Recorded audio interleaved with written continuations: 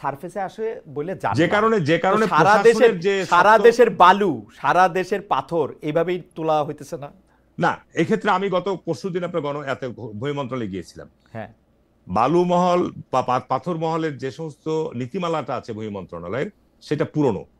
সেটা আগে ম্যানুয়ালি ছিল। গত 15 বছর এই জায়গাগুলোতে আপনার ড্রেজার, স্ক্যাভেটার সব মেকানিক্যালি প্রযুক্তি চলে এসেছে, হুম। আধুনিক প্রযুক্তি। হুম। সেই জায়গায় আইনগুলো আধুনিকায়ন করা হয়নি, যে কারণে বালু খেকো তৈরি হয়েছে, যে কারণে পাথর খেকো তৈরি হয়েছে। 31 দফার মধ্যে দিয়ে সেই 2000 থেকে 1 থেকে 2006 যে বিএনপির অভিজ্ঞতা, এটা যত দ্রুত ভুলা যায় বিএনপি তত ভালো কিন্তু আসলে। না, আমাদেরও অবশ্যই মনে অবশ্যই করেন না, আপনার সাথে আপনারাও মনে করেন না, না না, ওইটা আপনার সাথে ভালো। আমি দ্বিমত করছি না। না হলে আপনার 2 মাস ধরে, 3 মাস ধরে সাংবাদিক খালেদ মহিউদ্দিনের টকশোতে বিএনপি নেতা হারুনুর রশিদ এবং এনসিপির একজন নেতা উপস্থিত ছিলেন। জুলাই সনদ এবং সরকারের সাথে এনসিপির কি হয়েছে, সমসাময়িক অনেক বিষয়গুলো নিয়ে কথা বলা হয়েছে। পাশাপাশি পাথর লুট কারা করেছিল এ বিষয় নিয়ে নতুন গোপন তথ্য দিয়েছেন টকশোতে বিএনপি নেতা হারুনুর রশিদ। আমরা তার আলোচনা আসলে বুঝতে পারবো কাদের নির্দেশে পাথর লুট হয়েছিল এবং এনসিপির সাথে সরকারের বর্তমান সমস্যাটা কি হয়েছে। আপনার সময়ের জন্য যে আপনাকে ধন্যবাদ এবং আপনার টেলিভিশনকেও ধন্যবাদ। আপনার আমাদের সাথে আরও থাকছেন এনসিপির জ্যেষ্ঠ যুগ্ম আহ্বায়ক জনাব আরিফুল ইসলাম আদিব। জনাব আরিফুল ইসলাম আদিব, আপনাকে আপনার সময়ের জন্য ধন্যবাদ, কৃতজ্ঞতা এবং শুভেচ্ছা জানাই। হারুন ভাই, আপনি অনুমতি দিলে আমি প্রথম প্রশ্ন একটু আদিবকেই করতে চাই। আদিবকে একটু জানতে চেয়ে তারপর আপনার কাছে একটু আসি। জি জনাব আরিফুল ইসলাম আদিব, আমার কতগুলো প্রশ্ন রয়েছে প্রথম পর্বে, গুচ্ছ প্রশ্ন বলা যেতে পারে, আপনি যদি ছোট ছোট করে একটু জবাব দেন। একটি প্রশ্ন হচ্ছে যে আপনাদের মানে যখনই আহ্বায়ক কমিটি গঠিত হয়েছিল তখন একটি কথা হয়েছিল যে জাতীয় নাগরিক পার্টির একটি পার্টি কাউন্সিল হবে। আপনাদের পার্টি কাউন্সিলটা আসলে কবে, মানে ঠিক হয়েছে কিনা? ধন্যবাদ আপনাকে প্রশ্নটি করার জন্য। আমাদের জাতীয় নাগরিক পার্টির আহ্বায়ক কমিটি 1 বছরের জন্য গঠিত হয়েছে। আমরা 28শে ফেব্রুয়ারি আমাদের যাত্রা শুরু হয়েছে। আগামী 26 সালের ফেব্রুয়ারিতে আমাদের 1 বছর পূর্ণ হবে। ফেব্রুয়ারিতে 1 বছর পূর্ণ হওয়ার পরবর্তীতে তারপরে আমাদের হচ্ছে কাউন্সিল অনুষ্ঠিত হবে। ওকে, আপনারা 1 বছর পূর্ণ করে তারপর পার্টির কাউন্সিল করবেন। এর আগে আর পার্টির কাউন্সিল হওয়ার মানে এর মধ্যে আর পার্টির কাউন্সিল হওয়ার কোনো সম্ভাবনা নাই? জি। আচ্ছা, আপনাদের 5 শীর্ষ নেতাদের, মানে যারা কক্সবাজারে গিয়েছিলেন 4 জন তো অনেকেই শীর্ষ নেতা, আরেকজন শীর্ষ নেতার পরিবার, এবং তাদেরকে শোকজ দেওয়া এবং শোকজ প্রত্যাহার করা, সেটি আপনারা কেন করলেন? মানে তাদেরকে শোকজই বা কেন দিলেন, শোকজটা প্রত্যাহার কেন করলেন? তাদের যুক্তি যদি আপনাদের কাছে গ্রহণযোগ্য হয় তাহলে তো আপনারা সেটি রাখতেই পারতেন। শোকজ প্রত্যাহারটা কেন? এটি কি কোনো চাপের মুখে যে না, এখানে যদি চাপের মুখে আপনি যে প্রশ্নটি করছেন, আমি মনে হয় একটু সংযোগ বিচ্ছিন্ন হচ্ছে, তারপরে বলতেছি। সেটি হচ্ছে যে এখানে আমাদের প্রথমত যে বিষয়টি এখানে দেওয়া হয়েছে সেটি ছিল যে 5ই আগস্ট গণ অভ্যুত্থান যে দিবস এবং ঐতিহাসিক দিন।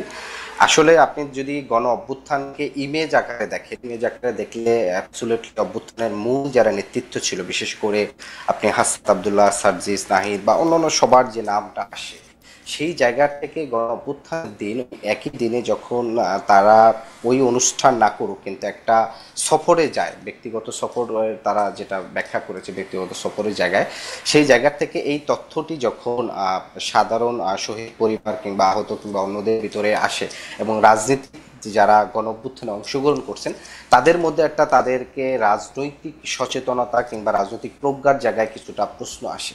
ফলশ্রুতিতে সেই জায়গাটি কেন তারা রাজনৈতিক প্রজ্ঞার জায়গাটি হচ্ছে তারা খেয়াল করেননি, মূলত সেই জন্যই মূলত তাদেরকে এই শোকজটা দেওয়া হয়েছে। পরবর্তীতে তারা যখন এই বিষয়টিতে তারা সন্তোষজনক অ্যান্সার করেছেন, তার পরবর্তীতে তাদেরকে সেই শোকজটি প্রত্যাহার করা হয়েছে।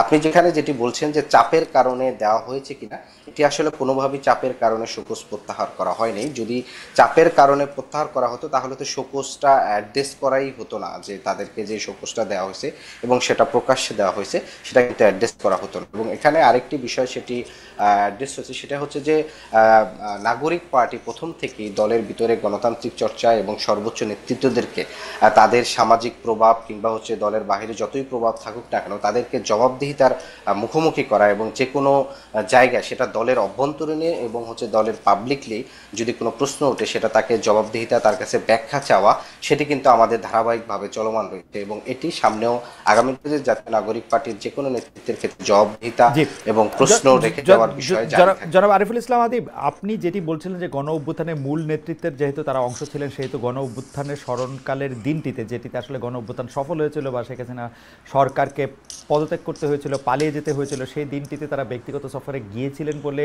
সেটি আসলে কারণটি জানতে তাদেরকে আসলে শোকজ লেটার দেওয়া হয়েছিল। এখন সেই কারণটি তো আর সরে যায় নাই, তারা ব্যক্তিগত যেই কথাই বলুন না কেন সেই কারণটি তো থাকে যে 5 আগস্ট তারা ঢাকা না থেকে বা কেন্দ্রীয় নেতৃবৃন্দের সঙ্গে না থেকে কেন্দ্রীয় নেতৃবৃন্দের একটি অংশ সেখানে চলে গেছিলেন, এবং তারা যেহেতু প্রকাশ্যে গিয়েছেন তারা আসলে এটি জানাতেও চেয়েছিলেন যে তারা এটি চলে গেছেন। এদের মধ্যে থেকে একজন আবার এদের মধ্যে একজন না, কক্সবাজার গ্রুপের বাইরের আরেকজন শীর্ষ নেতা এটিকে আবার প্রকাশ্যে সেটিকে বয়কটও করেছিলেন। সুতরাং এটি একটি তথ্য, কিন্তু এখন তারা যদি কোনো একটি শোকজের জবাব দিয়ে আপনাদেরকে সন্তুষ্ট করে থাকে তাহলে শোকজটি গৃহীত হবে মর্মে আপনারা নিতে পারতেন। পুরো শোকজটিই প্রত্যাহার করা হলো, এটি কোনো ইঙ্গিত বহন করে কিনা আপনি যদি একটু কথায় বলেন। কারণ আমার কাছে মনে হয়েছে যে আপনারা শোকজটি দিয়েছেন একটা পপুলিস্ট জায়গা থেকে, আবার শোকজটি প্রত্যাহারও করেছেন একটি চাপের মুখে একটি এই জায়গা থেকে।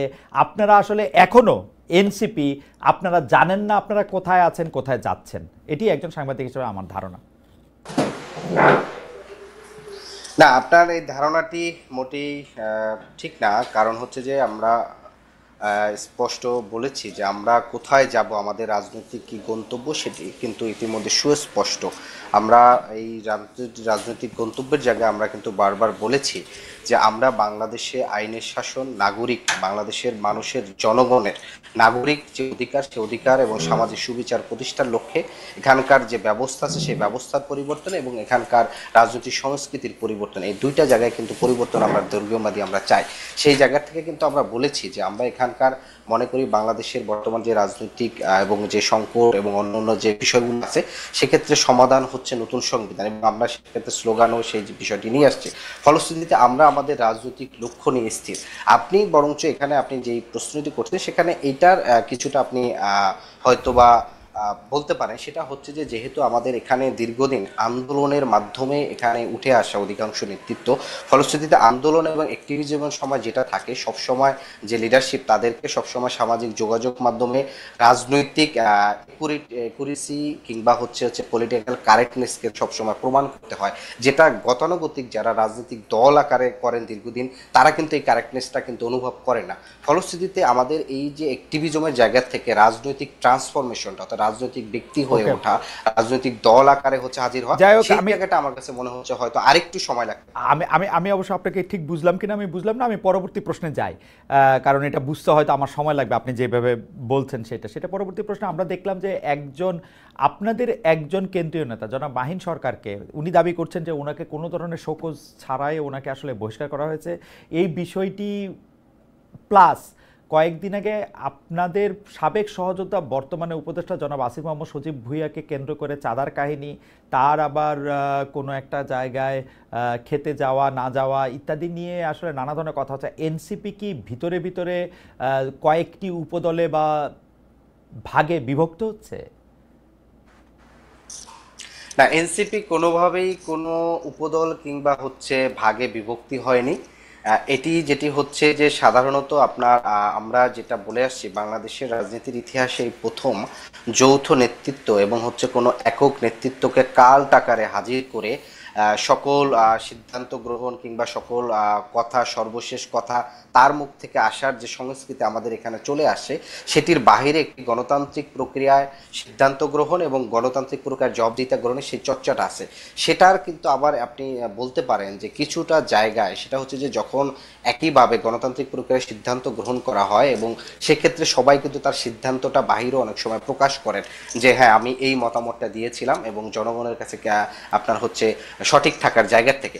ফলশ্রুতিতে এই জায়গাটি যতটা না হচ্ছে আপনার বিভক্তি প্রকাশ পায়, তার চেয়ে বরং হচ্ছে পুরনো রাজনৈতিক ভাবে হচ্ছে আমরা দেখছি যে বিদ্যমান দলগুলো হচ্ছে এইটাকে প্রকাশ করার জন্য তারা বেশি আগ্রহী, যে হ্যাঁ এনসিপি ভাগ হয়ে যাচ্ছে, এনসিপি ভাগ হলে নতুন যে দলটি আছে, নতুন যে রাজনৈতিক শক্তির আবির্ভাব হচ্ছে সেটি আসলে দাঁড়াতে পারবে না, এইভাবে হচ্ছে প্রচারণাটা করে আলটিমেটলি যেটি না না পুরনো রাজনৈতিক দলের কথা তৈরি হচ্ছে সেটাকে না আদিব, পুরনো রাজনৈতিক দলের কথা বাদ থাক, আমি আসলে মানে কারো উদাহরণ না দিয়ে আমি ভিতর থেকে আপনাকে জানতে চাইছিলাম, আপনার কাছে যদি মনে হয় যে এনসিপি বিভক্ত হচ্ছে না বা এনসিপির মধ্যে কোনো রকম কোনো কোন্দল নেই, সেটি নিয়ে আমরা আসলে পরে আবার বিস্তারিত আলোচনা করব। আমরা একটু জনাব হারুনুর রশিদের কাছে যাই। জনাব হারুনুর রশিদ, আমরা নানাভাবে অনেকেই অনেক রকম প্রশ্ন করে, তো এই 15 বছর কি করেছেন, 20 বছর কি করেছেন, 25 বছর কি করেছেন, 30 বছর কি করেছেন, তো সেই ক্ষেত্রে আমরা কি করেছি বা আপনি কি করেছেন, সেই জায়গা থেকে আমি অন্তত বলতে পারি যে হারুন ভাই, আপনি সংসদের ভেতরে বাহিরে দাঁড়িয়ে যেভাবে সরকারের সমালোচনা করেছেন, যেভাবে সরকারের বিভিন্ন ভুল ত্রুটি চোখে আঙুল দিয়ে দেখিয়ে দিয়েছেন, সেইটার ক্ষেত্রে আপনি অবশ্যই যারা পরবর্তীতে নেতৃত্ব দিয়ে এই স্বৈরাচারী সরকারকে হঠাতে সমর্থ হয়েছে, তারা নিশ্চয়ই আপনাকে দিয়ে নানাভাবে অনুপ্রাণিত হয়েছে। যারা অনুপ্রাণিত তাদেরকে করেছেন, তাদের মধ্যে আপনি অন্তত একজন, সেজন্য আপনি আমার নিজের থেকে আবারও শুভেচ্ছা জানবেন। কিন্তু আমার প্রশ্ন হারুন ভাই, আপনি সংসদে বলার সময়, আপনি সংসদে বলার সময়, বাইরে বলার সময়, আপনি বঙ্গবন্ধু শেখ মুজিবুর রহমানের নাম ধরে তাকে নিয়ে আলোচনার জন্য অনেক সময় প্রয়োজন এটি বলেছেন। বঙ্গবন্ধুকে আপনি সম্মান করতে চেয়েছেন সংসদে বিএনপি ভাষণ দিয়ে। 20 বছরের সংগ্রাম আরও অনেক বেশি গুরুত্বপূর্ণ বলেছেন বিএনপি। আমি can go on and on. এবং আপনি পদে পদে দেখিয়েছেন বঙ্গবন্ধুর শাসন থেকে শেখ হাসিনার শাসন কত আলাদা, তিনি কিভাবে তার পিতার দেখিয়ে দেওয়া পথকে অস্বীকার করতেছেন, সেইটা আপনার বলার একটা সুন্দর ভঙ্গিও ছিল। কিন্তু এই বছর যখন আমরা দেখলাম মুজিব ভক্তদের ঠেকাতে বিএনপি ছাত্রদল 32 নম্বরের ফ্রন্টলাইনে ছিল এবং এইটাকে তারা একটা উৎসবের উদ্যোগ হিসেবে নিয়েছে, তখন আপনি এটাকে কিভাবে দেখলেন? আমাদের প্রশ্ন, আপনি কি বিএনপি, নাকি যারা 32 নম্বরের মধ্যে ওটা করলো ওরা বিএনপি, নাকি বিএনপির মধ্যেও আসলে কতগুলি দল উপদল কোন দল এগুলি রয়েছে? আমাদের যদি সাহায্য করেন। জি ধন্যবাদ খালিদ ভাই, আপনাকে বহুদিন পর আপনার সাথে আমি সংযুক্ত হয়েছি, কৃতজ্ঞতা জানাচ্ছি আপনাকে আমাকে সংযুক্ত করার জন্য। এবং নিঃসন্দেহে আমি যেটা বলবো যে আমরা তো একটা সংকটময় সময় অতিক্রম করছি, এবং বলার অপেক্ষা রাখে না যে আমার গত 18 সালে যে জাতীয় সংসদে আমার যোগ দেওয়া, এটা আমার জীবনে একটা ঐতিহাসিক ঘটনা, এবং আমার ওই সময় যে বক্তব্য বা ওই সময় যে ভূমিকা বা দায়িত্ব, এটাও একটা ঐতিহাসিক বিষয় ছিল। মূলত বাংলাদেশের এই 50 বছরের ইতিহাস বিশ্লেষণ করলে এটা আমরা সকলেই একমত হব যে বাংলাদেশে 71 থেকে শুরু করে 24শে জুলাই আগস্ট পর্যন্ত আমরা কোনো সময় রাজনৈতিক সমাধানগুলো আলাপ আলোচনা সংলাপের মধ্য দিয়ে নিষ্পত্তি হয়নি, সব সময় এক পক্ষ হেরেছে আর এক পক্ষ বিজয় লাভ করেছে। ঠিক এখনো কিন্তু তাই, আমরা এই 24শে জুলাই আগস্টে এক পক্ষ পরাজিত হয়েছে আর এক পক্ষ আমরা বিজয় লাভ করেছি, যে কারণে আমরা কিন্তু একটা সংকট মধ্যে দিয়ে আমরা অতিক্রম করছি আমাদের সময়। আপনি যে মূল প্রশ্নটি আমাকে করেছেন যে 32 নম্বর বাড়িতে গত 15ই আগস্ট সম্ভবত, সেখানে আপনার বিএনপির বা আরো অনেকেই অতি উৎসাহী যুবক ছাত্র জনতা অনেকেই গিয়েছে, বিষয়টি কিন্তু আমাদের দলীয় কোনো ধরনের সিদ্ধান্ত ছিল না। আপনি নিশ্চয়ই জানেন যে বিএনপি এবং মানুষের মধ্যে আওয়ামী লীগের প্রতি যে বিদ্বেষ বা গত 24শে জুলাই আগস্টের প্রতি যে বিদ্বেষ, এটি তো এখনো মুছে যায়নি। এইটির কারণে মানুষের ওই জায়গাটার প্রতি যে ঘৃণা, এই ঘৃণা প্রকাশ করতে গিয়েছে, বা অনেকে হয়তো মনে করেছে যে এইখানে আপনার কেউ হয়তো ফুল দিতে যেতে পারে, শ্রদ্ধা যেতে পারে, এ ধরনের একটা তারা পরিবেশ তৈরি করার চেষ্টা। তবে এটা আমার মনে করি সরকারের জায়গা থেকেই উচিত ছিল যে এইখানে আপনার কোনো আয়োজন, সভা সমাবেশ বা কোনো ফুলদান এই সমস্ত করা যাবে না, এবং সরকারের আইন প্রয়োগকারী সংস্থা এই ব্যাপারে যথাযথ পদক্ষেপ গ্রহণ করা উচিত ছিল। যেহেতু আমরা মব জাস্টিসের বিরুদ্ধে কথা বলছি, আমরা চাই না যে আপনার মব জাস্টিসের মধ্য দিয়ে মানুষকে ক্ষতিগ্রস্ত করা হোক। এখানে যদি একটু পরিষ্কার করতে, আপনাদের চাওয়া ছিল যে সরকার বলে দিক যে এইখানে কোনো ফুল দেওয়া যাবে না বা এখানে কেউ এসে শ্রদ্ধা নিবেদন করতে পারবে না, এটা সরকার বলে দিলেই পারতো, তাই তো? রাইট, আমি মনে করি সরকারের জায়গা থেকেই এই জায়গাটার ব্যাপারে, যেহেতু এটা তো অনেকের মধ্যে আশঙ্কা থাকতে পারে যে 15ই আগস্টে শেখ মুজিবের ওই প্রতিকৃতিতে অনেকে যেতে পারে, উপস্থিত হতে পারে, এই ক্ষেত্রে একটা অনাকাঙ্ক্ষিত পরিস্থিতিও তৈরি হতে পারে। এই ক্ষেত্রে আপনার স্বাভাবিক কারণে যারা যাবে, আবার যারা এটা প্রত্যাশা করছে না সেটা নিয়ে একটা অনাকাঙ্ক্ষিত ঘটনা ঘটতে পারে। এই জন্য সরকার তো বুঝতে হবে যে আমরা একটা সংকটের অতিক্রম করতে যাচ্ছি, সুতরাং নতুন করে এই সমস্ত ঘটনা আবার পুনরাবৃত্তি ঘটুক, সৃষ্টি হোক, বা এটা নিয়ে একটা দেশের মধ্যে আবার নতুন করে একটা আলোচনার তৈরি হোক, এই ধরনের জায়গা থেকে সরকারের জায়গা থেকে উচিত ছিল যে ওখানে আইন প্রক্রিয়া সংস্থা নিয়োগ দিয়ে ঘোষণা দিয়ে দাও যে না, এখানে আপনার কেউ কোন রকমের আসতেও পারবে না, বা ওই পক্ষ থেকে কোনো পক্ষই কেউ আসতে পারবে না, তাহলে জিনিসটা ভালো হতো। এখানে কিন্তু আমাদের বিএনপি বলেন বা এনসিপির কেউ গেছে কিনা বলতে পারবো, বা জামাত ইসলামের কেউ গেছে বলতে পারবো না, আমাদের দলের কিছু লোকজন দেখেছি, কিন্তু দলীয় কিন্তু এরকম কোনো আমাদের সিদ্ধান্ত ছিল না যে যুব দল, ছাত্র দল, স্বেচ্ছাসেবক দল বা বিএনপির কেউ ওখানে যাবে বা এখানে এই ধরনের আপনার ব্যবস্থা করবে, গান বাজনা করবে, এই ধরনের আমাদের দলীয় কোনো সিদ্ধান্ত বা দলীয় কোনো নির্দেশনা ছিল না। তাহলে আমি একটু এই জায়গার মধ্যে একটু জানতে চাই যে আমরা অনেক সময় বিএনপিকে আওয়ামী লীগের জন্য অতিরিক্ত ভালোবাসা জানাতে দেখি, আবার অনেক সময় দেখি যে বিএনপি আওয়ামী লীগের প্রতি একটা খুব কঠোর অবস্থান নেয়। কঠোর অবস্থান অবশ্য কমই নিতেছে, ভালোবাসাটাই বেশি দেখতে পায়। তো এই ভালোবাসাটার মূলে কি আসলে ভোটের বাণিজ্য, এনসিপিকে একা করে দেওয়া, জামায়াতে ইসলামীর বিরুদ্ধে একটা সুস্পষ্ট অবস্থান না, মানে কোনটা কাজ করে? কারণ হিস্টোরিকভাবে তো বিএনপির আসলে আওয়ামী লীগের সাথে এত এত মধুর সম্পর্ক থাকার কথা না। আমরা কিন্তু এটাও শুনেছি হারুন ভাই যে আওয়ামী লীগের যেসব বড় নেতারা পার হয়ে গেছেন তারা বেশিরভাগই বিএনপির লোকদের সহায়তায় পার হয়েছেন।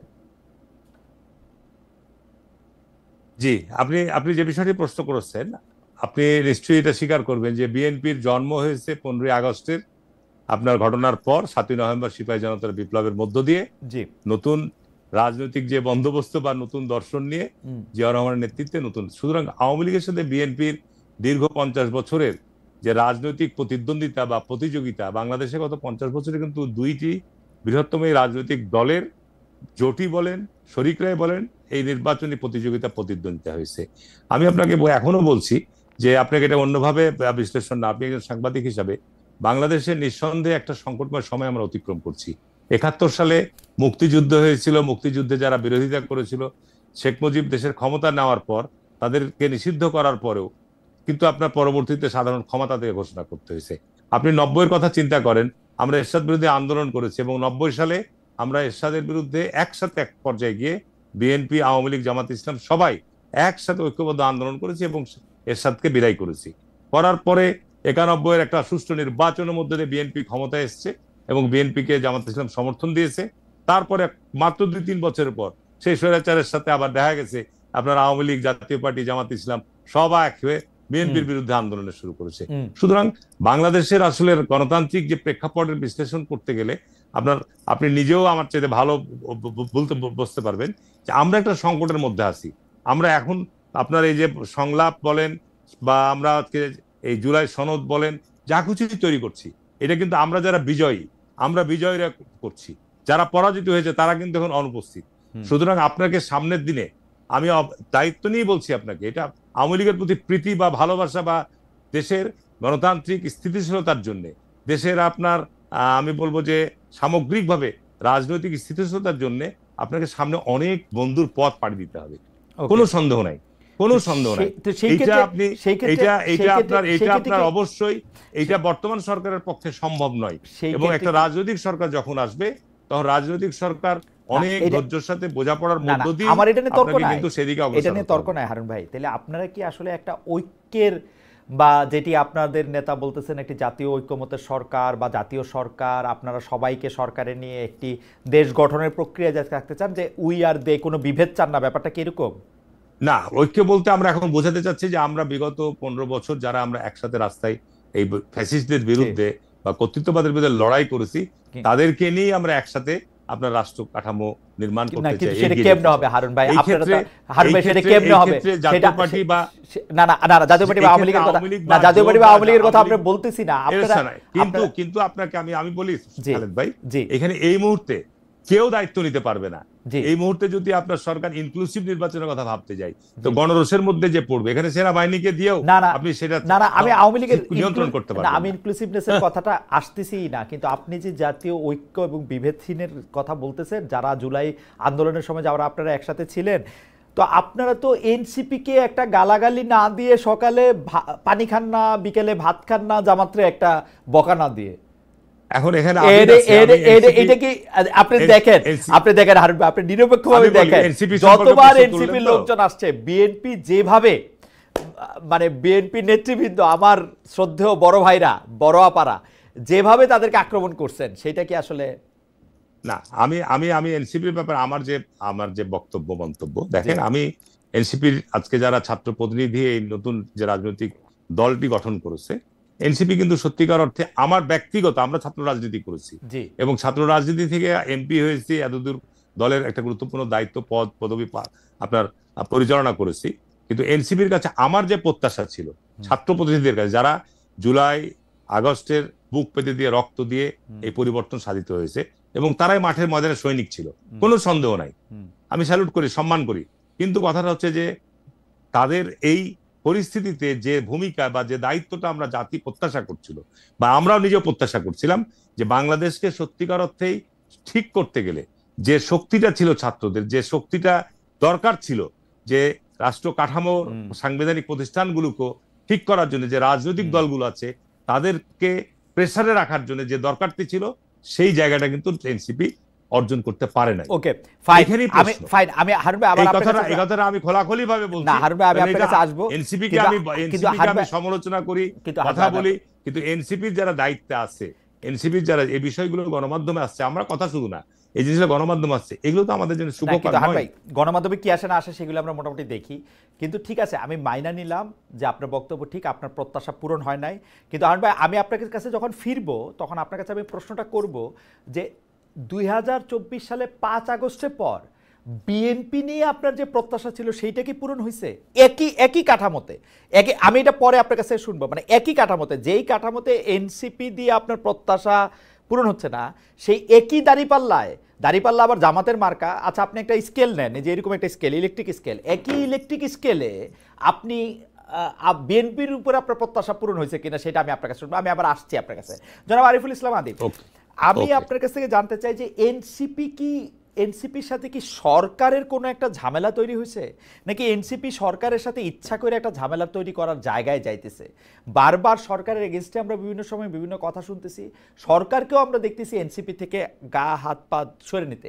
এখানে একটা ইন্টারেস্টিং ব্যাপার, আপনাদের দলের শীর্ষ নেতা এবং আপনাদের দলের আরেক শীর্ষ নেতা জনাব নাসিরউদ্দিন পাটোয়ারি, তিনি আর্মিদেরকে বলছেন যে তাদের ঘিলু নাই, এই নাই, সেই নাই, কারণ তারা হচ্ছে ডিজিএফআই। কিন্তু ডিজিএফআই যে আসলে এই সরকারের অধীনে, ডিজিএফআই যে কিছুতেই সামরিক বাহিনীর অধীনে না, ডিজিএফআই যে ডক্টর ইউনূসের মানে অধীনে, সেটা আপনারা কেন বলতেছেন না বা কেন এটা বলতে চাইতেছেন না, সেটা আমার একটা প্রশ্ন। ইচ্ছা করে বারবার আপনারা গোয়েন্দা সংস্থা, মানে সর্বশেষ কক্সবাজারে যাওয়ার পরে কে ছবি তুলছে, কে এটা পত্রিকায় দিছে, এবং এনসিপির কাছে মনে হলো যে পত্রিকায় দিয়ে তাদের একদম চরিত্র ধ্বংস করে দেওয়া হয়েছে, এবং পুরোটাই করছে হচ্ছে এজেন্সি, এবং সেই এজেন্সি হচ্ছে ডিজিএফআই। সেই ডিজিএফআই কে? সেই ডিজিএফআই তো ডক্টর ইউনূসের আন্ডারে থাকা একটা বাহিনী। আপনারা কেন এইটা অ্যাড্রেস করতেছেন না, বা সরকারের সাথে আপনাদের হইছে কি আসলে?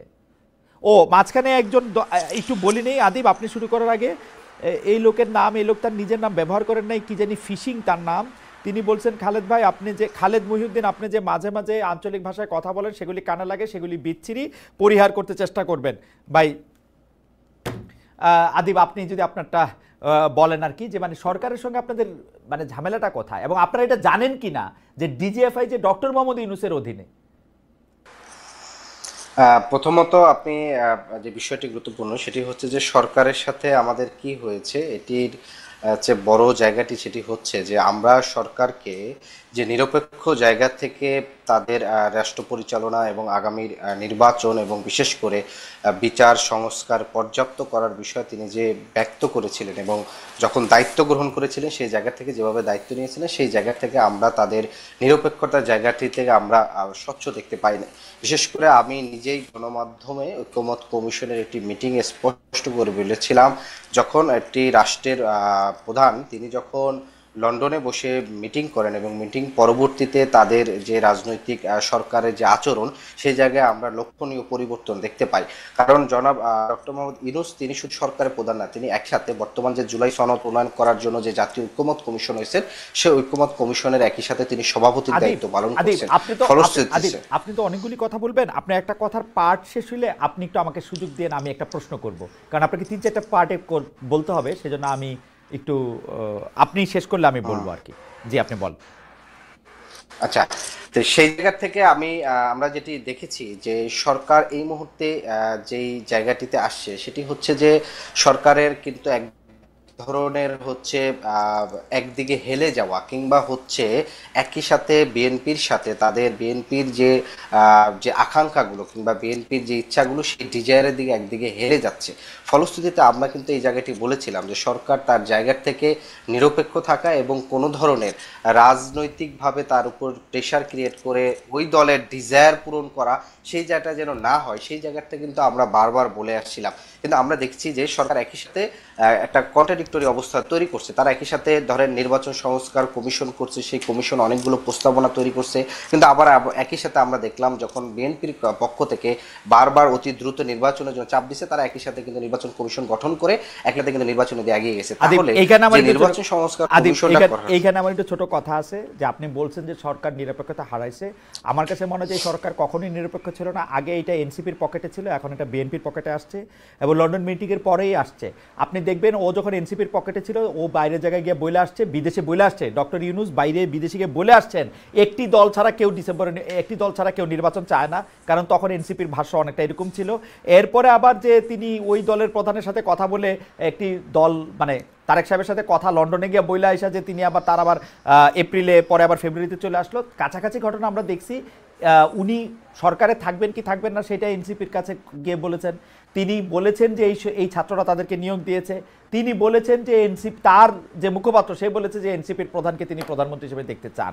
সুতরাং আমরা কিন্তু দেখেছি, হারুন ভাইও পরে এটা নিয়ে একটু মন্তব্য করেন, আমরা কিন্তু প্রথমে দেখেছি যে ডক্টর ইউনূস পুরোপুরি এনসিপির পকেটে ছিলেন, এখন পুরোপুরিভাবে বিএনপির পকেটে আসছেন। আমি ডক্টর মোহাম্মদ ইউনূসকে কখনোই নিরপেক্ষ দেখি নাই। জি আদিব, আপনি কন্টিনিউ করবেন। আর ডিজিএফআই, আর্মি, এদের সাথে আপনাদের কি সম্পর্ক? জনাব নাসিরউদ্দিন আহমেদ পাটোয়ারির বক্তব্য আপনি সমর্থন করেন কিনা? তাকে দল থেকে কোনো কিছু বলা হয়েছে কিনা? তিনি পুরো মানে একটি পেশার সবাইকে বলেছেন যে তাদের ঘিলু নাই, তাদের ঘিলু কিমি এগুলি কথা বলেছেন। আমরা কোনোদিন কোনো পলিটিক্যাল নেতার মুখে এরকম কথা শুনি নাই। এইটাকে যখন আবার প্রশ্ন করা হয়েছে আপনারা এটাকে সাহস বলে বলেছেন। আমরা কি কোনোদিন কোনো ডাক্তারদেরকে নিয়ে এরকম কথা বলবো, উকিলদের নিয়ে এরকম কথা বলবো, সাংবাদিকদের নিয়ে এরকম কোনো কথা বলবো? মানে পলিটিক্যাল লিডার এরকম বলবেন? মানে একটা পেশাজীবীদের নিয়ে এরকম বলা যায়? আদিব, আপনার কাছ থেকে একটু শুনতে চাচ্ছি। প্রথমত বিষয় যেটি হচ্ছে যে আপনি যে মন্তব্যটি করেছেন সেই জায়গাটি থেকে আমি বলতে চাই যে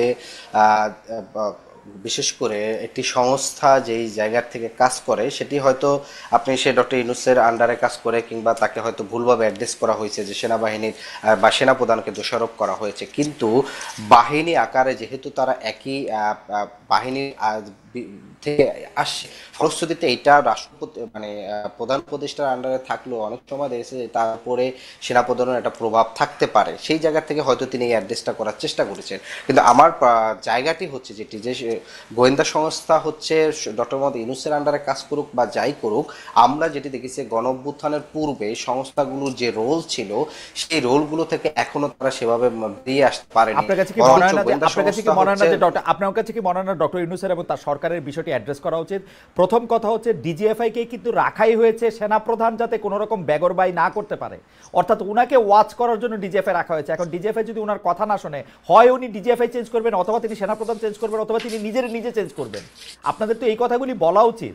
মানে ডিজিএফআই যদি উনার আওতা থেকে বাইর হয়ে যায়, উনি প্র্যাকটিক্যালি কিন্তু ক্ষমতায় নাই বাংলাদেশে গত 30 বছরের প্র্যাকটিসে। না, প্র্যাকটিসে আপনি যেটি বলছেন যে সরকারের আসলে কতটুকু কোন সংস্থার উপর কতটুকু নিয়ন্ত্রণ আছে সেটা আইন শৃঙ্খলা থেকে শুরু করে সেই প্রশ্নটি কিন্তু সামনে আসে। আমরা কিন্তু বারবার বলেছি যে শুধুমাত্র গত 15 বছরের রেখে যাওয়া যে রাজনৈতিক ফ্যাসিবাদ হিসাবে শেখ হাসিনা এখান থেকে বিদায় নিয়েছেন, কিন্তু তারই রেখে যাওয়া যে সংস্থাগুলো আছে কিংবা হচ্ছে আপনার এখানকার প্রশাসনগুলো আছে, এই পুরোটি তো ডক্টর ইউনূসের কন্ট্রোলে নেই অনেকটা। কারণ হচ্ছে যদি এগুলো থাকতো তাহলে আপনি দেখতেন যে সরকার, স্বাস্থ্য মন্ত্রণালয় বলেন, অন্যান্য যে মন্ত্রণালয়গুলো আছে যেগুলো থেকে আমরা অতি দ্রুত বিশেষ করে জুলাই আহতের শহীদ পরিবার কিংবা আহতদের চিকিৎসা দাবি করছি, সেই জায়গাগুলোতে আমরা দেখতে পারি না। সেটা কারণ তো ডক্টর ইউনূস একটা অযোগ্য বয়স্ক এনজিও কর্মীকে সেখানে বসিয়েছেন, সেটা তার কারণ। আর সামরিক বা বেসামরিক রেখা যাও আপনি বলতেছেন তো, এই পুরো সাজায় রাখা, আমরা গত 30 বছরের অভিজ্ঞতায় পুরো সাজায় রাখা, এরশাদ সাহেবের প্রত্যেকটা জায়গায় নিয়োগ দেওয়া, প্রত্যেকটা লোক 91-তে তার এগেনস্টে কাজ করছে। ভাই, এইসব সামরিক বেসামরিক আমলাদের কোনো বুকপিট থাকে না, তারা সরকারে যে আসে বা ক্ষমতায় যে বসে তাকেই সাপোর্ট করে। শেখ হাসিনার কথা বলে এখন একজন আমলা আপনি পাবেন না তার শেখ হাসিনাকে, কারণ এটা কোনো আদর্শের ব্যাপার না, এটা হচ্ছে ক্ষমতার পদলেহন। না তা আপনি শেখ হাসিনার কি আমলা বলে কিছু নাই এখন বলতে এখানে না এখানে দুটি বিষয়, যে শেখ হাসিনার যারা যে আমলা দিয়েছে তারা এই সরকারের প্রতি আনুগত্য দেখানোর চেয়ে তারা চিন্তা করে দীর্ঘমেয়াদী কারা ক্ষমতায় আসবে এবং তাদের প্রতি আনুগত্য প্রদর্শনের একটা প্রতিযোগিতা তৈরি হয়েছে, যেটা আপনি কিছুদিন পূর্বে আপনি দেখেছেন যে একজন সেক্রেটারি তিনি যেভাবে 8 জন উপদেষ্টা নিয়ে মন্তব্য করেছেন প্রকাশ্যে, এবং সেটার জন্য পরবর্তীতে আমরা দেখেছি যে একটি রাজনৈতিক দলের মহাসচিব তিনি আবার বলছেন যে না তার বক্তব্য হচ্ছে বিএনপি বিশ্বাস করে না। ফলশ্রুতিতে যেটি হয়েছে যে আমলা হচ্ছে অনেক সময় বলা চলে যে বাঁশের চেয়ে অনেক সময় কঞ্চি বড় হয়ে যায়। আমলারা যেটা হয়েছে যে তারা উপদেষ্টাদের উপদেশ শোনার চেয়ে বরঞ্চ উপদেষ্টাদেরকে উপদেশ দিয়ে বরঞ্চ অনেক ক্ষেত্রে তারা কাজ করার বাধ্য করছেন। তিনি এখন আর আমলা না, তিনি একজন রিটায়ার্ড সেক্রেটারি, তিনি একজন রাজনীতিবিদ। তিনি তার আপনাদের দলের একজনও কিন্তু একজন উপদেষ্টার বেতন ভাতা ফেরত চেয়েছেন। জনাব হাসনাত পাটোয়ারি বলেছেন এই স্বাস্থ্য উপদেষ্টার বেতন ভাতা ফেরত দিতে হবে। তো মানে মানে মানে মানে ঘটনা হইতেছে যে এইসব উপদেষ্টা নিয়ে তো আপনি বিএনপিকে দোষ দিবেন, এনসিপিও কিন্তু কম এই উপদেষ্টাদের আমরা এদেরও এই ব্যর্থতা জায়গাটা আমরা অ্যাড্রেস করেছি। আমরা বারবার বলেছি যে স্বাস্থ্য উপদেষ্টা তার দায়িত্ব পালনে বারবার সঠিক পালন করতে পারেনি। এখানকে স্বরাষ্ট্র উপদেষ্টার ভূমিকা আমরা দেখেছি, তিনি আইন শৃঙ্খলার কতটুকু পরিস্থিতি উন্নত হয়েছে, কিংবা আরো আইন উপদেষ্টা, বিশেষ করে কারণ আইন উপদেষ্টার তার আমরা দেখেছি যে বিভিন্ন ধরনের যে মামলাগুলো হচ্ছে সেই মামলাগুলো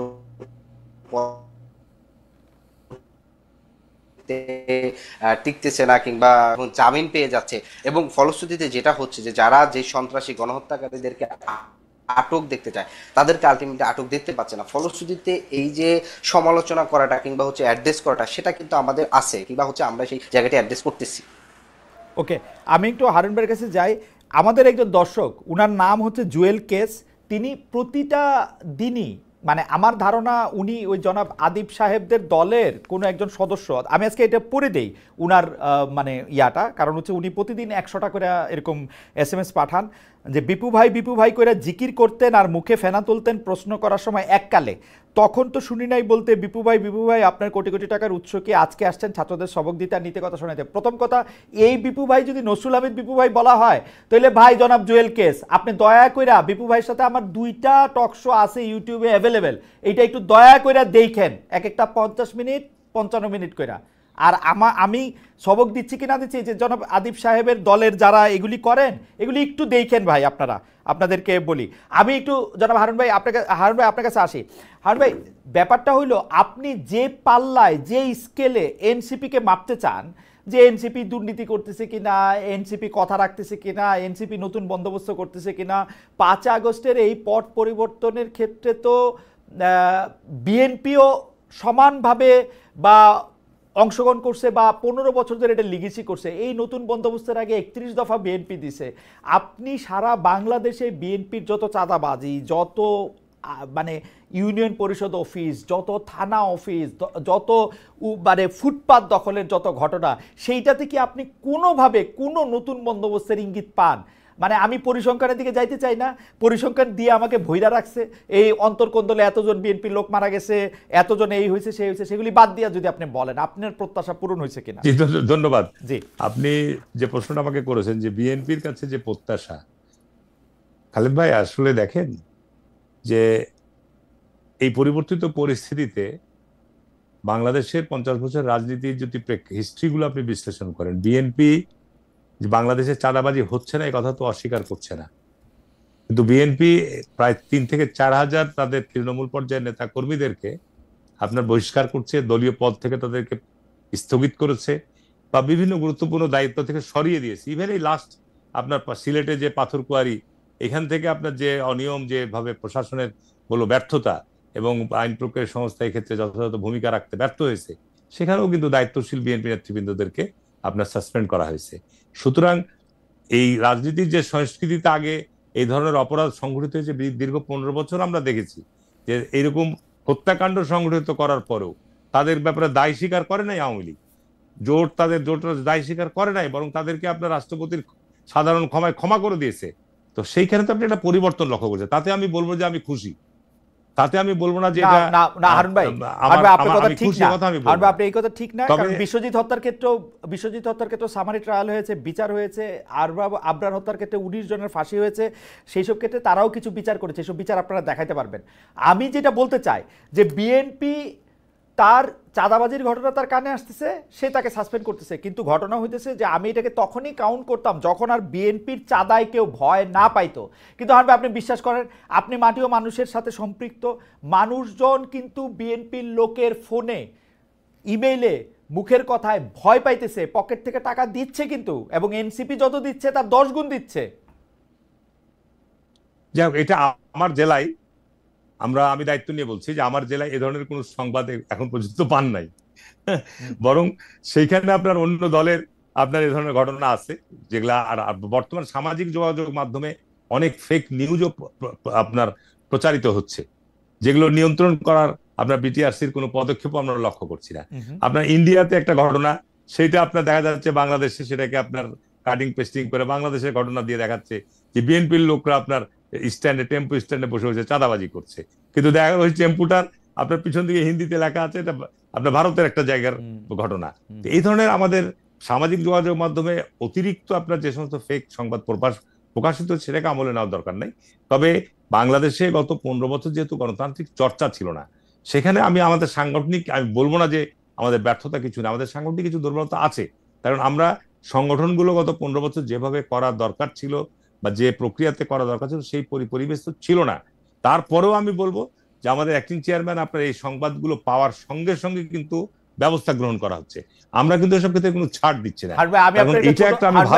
আমি আপনার একটা ছোট অনুরোধ করব, আপনি এখন বাংলাদেশ সময় রাত 9টা 38, আপনি আগামীকাল সময় বাংলাদেশ সময় 9টা 38 দিনের বেলায় আপনার উপজেলায়, আপনার জেলায়, আপনার সংসদীয় এলাকায় 2টা টিএনও অফিসে আপনি শুধু ফোন করে জিজ্ঞেস করবেন এখানে বিএনপির কোনো লোক বসে আছে কিনা, এবং অন্য যে কোনো একটা র্যান্ডম।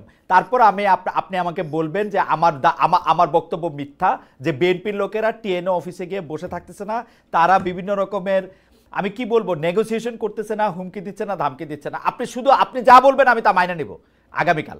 আপনি জাস্ট র্যান্ডম আপনার জেলায় 2টা আর অন্য জায়গায় 2টা আপনি একটু পরীক্ষা করে দেখেন। এটা আপনার প্রতি আমার অনুরোধ। আমার জেলায় দায়িত্ব নিয়ে বলে দিলাম, আমার জেলায় আমি বিশেষ করে আমার উপজেলাতে ধরনের কোনো ঘটনাই নাই আমার বিএনপির পক্ষ থেকে। আর অন্যান্য উপজেলার ক্ষেত্রে 2-1টা জায়গায় কিছু কিছু লোক তো তাদের প্রয়োজনীয় কাজে যায়, কিন্তু তাদেরকে চাপ প্রয়োগ করা, তাদেরকে হামকি ধুমকি দেওয়া, ভয়ভীতি, এই ধরনের ঘটনা আমার জেলাতে নাই। এবং আমার যেহেতু যে ডিস্ট্রিক্ট হেডকোয়ার্টার এমপি, আমার ওখানে এসপি এবং ডিসিদেরকে আমি পুরোপুরি সহায়তা করি যে আপনারা এই সময়ে অন্তত পক্ষে এই ধরনের অনিয়ম দুর্নীতির বিরুদ্ধে কঠোর অবস্থান গ্রহণ করবেন। আমার এই ব্যাপারে পরিপূর্ণ সহায়তা থাকবে। যেহেতু আমি হেডকোয়ার্টার এমপি হিসাবে এটুকু আপনাকে বলতে পারি যে আমি এই 1 বছরে প্রশাসনের এই সমস্ত কর্মকাণ্ডের ক্ষেত্রে যে সহায়তা দিয়ে আসছি, এটা বাংলাদেশের মধ্যে চাঁপাইনবাবগঞ্জ জেলার দৃষ্টান্ত হিসাবে আছে। আমি বাংলাদেশে, আপনি দেখেন 1 বছরের মধ্যে সেই ধরনের উল্লেখযোগ্য কোনো ঘটনাই গণমাধ্যমে বা কোনো নিউজে আপনি নাই। ইভেন পদ্মায় আপনার সব দল মিলে, বিএনপি, আওয়ামী লীগ, জামাতে ইসলাম সবাই মিলে পদ্মায় এই মাস 3-4 আগে পদ্মায় ভরি লুট শুরু করলো বালু উত্তোলন, এবং সেটার জন্য আমাকে এত শক্তি প্রয়োগ করতে হয়েছে। আপনার পানি উন্নয়ন বোর্ডকে দিয়ে আমি মামলা করিয়েছি, এবং সেখানে আপনার পুলিশ, এসপি কে বলি, এসপি ভয় পাই যেতে, আপনার পুলিশের থানা ম্যানেজ, আপনার প্রশাসনের নিম্ন স্তরের লোকেরা ম্যানেজ, এরপরেও বাধ্য হয়ে আপনার সেখানে শক্তি প্রয়োগ করার পর আপনার সেটা বন্ধ করতে, এবং সেখানে দেখা গেছে ঠিক সিলেটের মতো ঘটনা, আপনার সেখানে সবাই জড়িয়েছে একসাথে, সবাই মিলে একসাথে শুরু করেছে, যে কারণে প্রশাসন আপনার এইসব জায়গায় পদক্ষেপ নিতে চূড়ান্ত তারা করছে কি রাত্রে বেলায় করছে। এই জায়গায় আপনি একটা খুব ভালো জায়গায় আসছেন, আমি একটু আপনার প্রশ্নটা করি। প্রশ্নটা হইলো, এই যে আমাদের পরিবেশ উপদেষ্টা বলতেছেন যে প্রশাসন পুরোপুরি ভাবে কাজ করতেছে না, কারণ আমি প্রশাসনকে বারবার বলতেছি প্রশাসনে পুরোপুরি ভাবে কাজ করতেছে না, কারণ প্রশাসন বোধ হয় আমাদের কথা শুনছে না, মানে উনি এটা বলেন নাই, আমি যতদূর ওনারে বুঝছি যে প্রশাসনটা আসলে মানে উনাদের কথা শুনতেছে না। যাদের কথা শুনতেছে তারা কি বিএনপি, এই সিলেটের পাথরগুলি কি বিএনপির লোকেরা তুলছে না? সবাই জড়িয়ে আছে। ঘটনাটা হচ্ছে প্রশাসনটা এখানে কেন আপনার ব্যর্থ হচ্ছে, কারণ বিএনপির ভয় পায় প্রশাসন। না বিএনপি না, এখানে তো বিএনপি শুধু জড়িত না। আপনাকে আমি আমার নির্বাচনী এলাকার কথাই আপনাকে একটা না, আপনি জাফলুকের কথা আগে কর, জাফলুকের কথা আগে কর, এবং সিলেটের কথা সবাই জড়িত, সিলেটের কথা আপনার জামাত ইসলাম জড়িত, এই সবার জাতীয় পার্টি না, এই সবার মধ্যে বড় ভাগটা কার লায়ন শেয়ারটা কার? বড় ভাগ তো স্বাভাবিক, ওখানকার কার ভাগ বড় কার ছোট আমি বলতে পারবো না, কিন্তু কথা হচ্ছে পারবেন তো হারুন ভাই, আপনি বলবেন না সেটা বলেন, পারবেন না কোন কেন? এটার সাথে সবাই জড়িত হওয়ার কারণেই আপনার প্রশাসন এই ব্যাপারে প্রয়োজনীয় আসলে পদক্ষেপ নিতে পারে না। আচ্ছা হারুন ভাই, আমি ভাইঙ্গা বলি, সবাই বলতে এই সবার মধ্যে কি বিএনপি উচিত ছিল? এই সবার মধ্যে কি বিএনপি আছে? এই সবের মধ্যে হ্যাঁ, আপনি যে সবাই জড়িত বলতেছেন, এই সবার মধ্যে বিএনপি আছে? না, ওইখানে সিলেটের ঘটনা, সিলেটের ঘটনা নাহলে তো বিএনপির লোককে বহিষ্কার করেছে না, আওয়ামী লীগের জামাতের একজন চেয়ারম্যানকে আপনার গ্রেফতার করেছে না। তার মানে তো বোঝা যাচ্ছে যে এখানে আপনার বিএনপি জামাত এটা যখন মূল শক্তি ধরেন, এরা তার সাথে জড়িত ছিল। এটা তো আমি তো আপনার গণমাধ্যমের খবর তাহলে এইটা তো আমরা সারফেসে আসে বলে জানি, যে কারণে সারা দেশের বালু, সারা দেশের পাথর এইভাবেই তোলা হইতেছে না। না, এক্ষেত্রে আমি গত পরশুদিন আপনার ভূমি মন্ত্রণালয়ে গিয়েছিলাম। হ্যাঁ, বালু মহল বা পাথর মহলের যে সমস্ত নীতিমালাটা আছে ভূমি মন্ত্রণালয়ের, সেটা পুরনো, সেটা আগে ম্যানুয়ালি ছিল। গত 15 বছর এই জায়গাগুলোতে আপনার ড্রেজার, এক্সকাভেটর সব মেকানিক্যালি প্রযুক্তি চলে এসেছে, আধুনিক প্রযুক্তি। সেই জায়গায় আইনগুলো আধুনিকায়ন করা হয়নি, যে কারণে বালু খেকো তৈরি হয়েছে, যে কারণে পাথর খেকো তৈরি হয়েছে। যত দ্রুত সময়, 1 বছর করতে পারেন। আমি কালকে বলে আসলাম যে আজকে বালু মহল, পাথর মহলের যে অনিয়ম দুর্নীতিগুলো হচ্ছে আইনের দুর্বলতা, এবং আপনার রাষ্ট্রের এখানে আপনার পদক্ষেপ গ্রহণের ক্ষেত্রে দুর্বলতা আছে। এই জায়গাগুলো ঠিক করা হচ্ছে। এটার সাথে রাষ্ট্রের সবাই জড়িত। আমি আপনাকে বলবো মন্ত্রণালয় থেকে শুরু করে, আপনারা আমরা জড়িত না, আপনার এখানে আইনটা তো আমরা জড়িত না, এটা আপনারা জড়িত। বিধিমালা আপনার মন্ত্রণালয়ের আইনটা কে করবে? আচ্ছা, আইনটা তো আপনার সচিবালয় করবে। আচ্ছা, তো এখানে আমার মনে হয় যে আপনি সবাই জড়িত বলে বারবার। তবে একটা কথা আমি আপনাকে খোলাখুলি বলি যে বর্তমান গণমাধ্যম যেভাবে এক্সপোজ এখন, এটা ছিল না গত 15 বছর। মানুষ এখন এগুলো পছন্দ করছে না। চাঁদাবাজি বলেন, রাজনৈতিক হানাহানি বলেন, এগুলো মানুষ আর পছন্দ করছে না। এটা রাজনীতিতে পরিবর্তন আসতেই হবে এবং আসবে। আমি দৃঢ়ভাবে বিশ্বাস করি এটা আসতেই হবে এবং আসবেই। তার কারণ আপনার এই অবস্থায় একটা রাষ্ট্র এগিয়ে যেতে পারবে না। এই অবস্থায় হানাহানি, চাঁদাবাজি, এই রাজনৈতিক অস্থিরতা, এটা না হলে এটা করতে দেবো না, ওটা না হলে এটা করতে দেবো না, এগুলো পরিবর্তন আসতে হবে। আমার মনে হয় যে আমাদের এত প্র্যাকটিক্যাল সমস্যা আছে, শুধুমাত্র রাজনৈতিক কিছু কৃত্রিম সমস্যা নিয়ে আমরা নিজেদেরকে বিব্রত রাখছি। দ্বিতীয় কথা হচ্ছে খালেদ ভাই, একটা জিনিস দেখেন যে বর্তমান বিএনপি কে নিয়ে, তার কারণ এই বর্তমান যারা আমরা এই গত 15 বছর আন্দোলন সংগ্রামের সাথে একসাথে আন্দোলন করেছি, এর মধ্যে রাষ্ট্র পরিচালনায় বলেন বা রাষ্ট্রের বিভিন্ন গুরুত্বপূর্ণ দায়িত্বে বলেন, বিএনপির যে অভিজ্ঞতা আছে, এটা তো অন্যদের সেই অভিজ্ঞতাটা নাই। এই আমার ছোট ভাই আবিদ যেটা বললো যে আজকে নিরপেক্ষ বলে আসলে কোন শব্দ নাই আপনার। আপনি মানুষকে নিরপেক্ষ কিভাবে ভাববেন? প্রত্যেকটা মানুষের একটা নির্ধারিত ধর্ম আছে, হয় সে হিন্দু, না হয় মুসলমান, না হয় বৌদ্ধ, না হলে আপনার সে আওয়ামী লীগ, না হয় বিএনপি, না হয় এনসিপি, না হয় জামাত। মানুষ তো আপনার চমৎকার কথা বলেছেন হারুন ভাই, আপনার কাছে আবার আসবো। আপনি না, আমি খুব চমৎকার কথা বলেছেন, আপনি বিএনপির অভিজ্ঞতার কথা বলেছেন, কিন্তু আমি যেটা বুঝতে পারছি যে 2001 থেকে 2006 সাল পর্যন্ত, বাকিগুলি কথা আমি বাদ দিলাম, বিএনপি যেভাবে রাষ্ট্র পরিচালনা করেছে সেইটাকে কি আসলে অভিজ্ঞতা বলতে হবে, নাকি সেইটা আসলে বিএনপি ভুলে যেতে চাইবে এবং নতুন একটি রাজনৈতিক রাষ্ট্র, মানে রাজনৈতিক ব্যবস্থা কায়েম করার কথা তারা বলছে 31 দফার মধ্যে দিয়ে? সেই 2001 থেকে 2006 যে বিএনপির অভিজ্ঞতা, এটা যত দ্রুত ভুলা যায় বিএনপি তত ভালো। কিন্তু আসলে আমাদেরও মনে করেন না, আপনারাও মনে করেন না, ওটা ভালো। আমি দ্বিমত করছি না। না হলে আপনার 2 মাস ধরে, 3 মাস ধরে যে সংলাপ এবং আপনার এই সমস্ত কমিশন গুলো যে আলোচনা হচ্ছে, এবং একটা অভিজ্ঞতার কথা বলে লাভ নাই। বিএনপির অভিজ্ঞতা তো নেগেটিভ অভিজ্ঞতা, ওটা না থাকাই ভালো।